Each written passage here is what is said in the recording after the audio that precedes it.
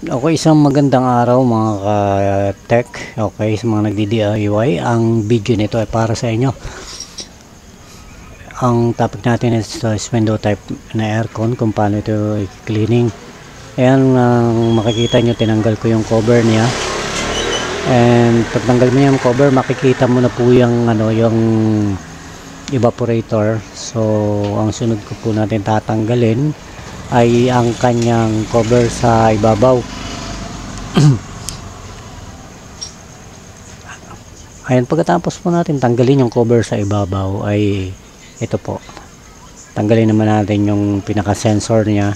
So iangat lang po natin yan, yung pinaka foam sa ibabaw. So kailangan pong tanggalin. May mga aircon po na madaling tanggalin, pero may aircon na mahirap. Nakikita nyo mga DIY, yan napakadumi ng evaporator fan nya. So yung lamig ay hindi niya masyadong nahihigop sa evaporator at hindi natin ibabato kaagad. At ito naman yung condensing unit nya, nakikita nyo na sobrang dumi. Ayan, yung dumi nya is nabablock yung hangin. Dapat kasi may lalabas ng hangin na yan, yung init, para yung gas ng refrigerant na nag-circulate ay mapalamig niya bago pumasok dyan sa kanyang compressor, para mas magandang lamig ng inyong air conditioning unit. So makikita nyo mga ka-tech, yan, binuka ko yung condensing unit nya. Ayan, para yan ay ma-sprayan natin. So dahan-dahan lang, kasi pag nag-leak yan, malaking problema. So yan, makikita nyo mga ka-tech, ang dumi, diba? Ngayon itong evaporator fan, hindi na natin tinanggal kasi masisira case to case basis tayo, pero kalimitan dapat tanggalin or tinatanggal. So dito mag-spray na tayo. Yan, makikita nyo, na-spray yung evaporator. Tapos yung lower fan, kailangan hawakan mga ka-digit, pag umikot yan, lalo na pag inverter, masisira ang board kung hindi nyo tinanggal ang board. Pero kung basic katulad nito, wala namang problema. Pero mas maganda wag nung hawakan nyo habang ina-sprayan nyo. Ayan mga tech, ina-assemble ko na siya dyan. At mag-testing na tayo mga ka-tech. Ayan, so ganyan lang. And yan, nandito na tayo sa pagte-testing ng ating unit. Ilalagay natin yung ating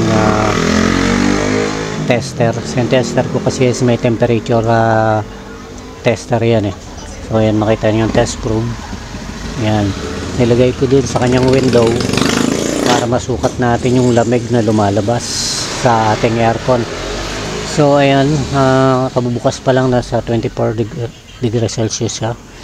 So maya maya yan ay bababa ng 19, 17, yan, maganda na yun. So dito mga ka-youtubers, makikita nyo rin na maganda, buksan lang nyo, tanggalin yung filter. Pag nakita nyo yung mga pipe na yan na nagmo-moist, ibig sabihin maganda ang lamig nyan. Ngayon, pag yan nagbi-build up ng yellow, ang mga pipe na yan, ibig sabihin may problema, barado yan. Barado yung madumi yung loob. So sa ngayon, nakita nyo bago linis, so nagmo-moist siya. So magandang lamig na ipoproduce yan mga ka-tech. So ganyan lang ang paglilinis ng window type na aircon.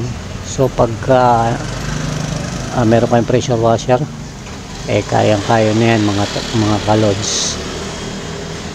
Yan, isang tip ko lang sa inyo is ingatan nyo mga ka-lods, yung mga screw na ilalagay nyo. Kaya mamaya mabutas yung yung pipe pagka minsan napapasobra ng higpit or mali yung screw na ilalagay.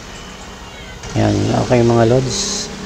And eto, makikita natin yung temperature nya is nasa 20. Ayan, 23, 22. Ayan, 22, 21. Yeah, so mabilis. May 20 na yan, 19. So maganda na ang lamig ng window type na aircon nyo pagka ganyan. Ayan mga ka-lods. Okay, Kung nagustuhan nyo po ang aking video, paki-subscribe naman po and pahit ng notification bell, and syempre yung like and share na rin mga kalods. Okay, thank you very much.